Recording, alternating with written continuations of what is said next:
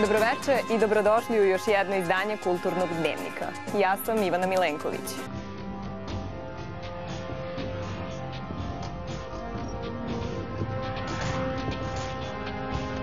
U subotu, 4. oktobra, na velikoj sceni Narodnog pozorišta biće premijerno izvedena obnovljena Verdijeva opera Traviata.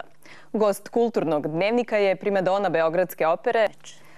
Sasvim je izvesno da svi uživamo slušajući Verdijeva dela, a posebno Traviatu.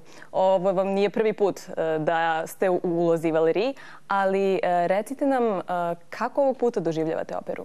U toku karijere igrali ste brojne glavne uloge i sigurno je izuzetno teško istovremeno i glumiti i pevati.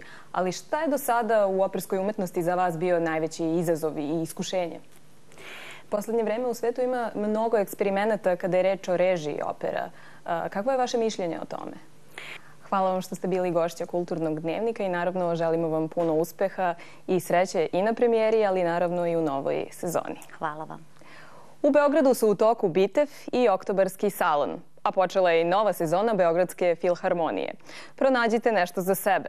To je bilo sve za večeras. Želim vam prijatno veče uz program Radio Televizije Srbije.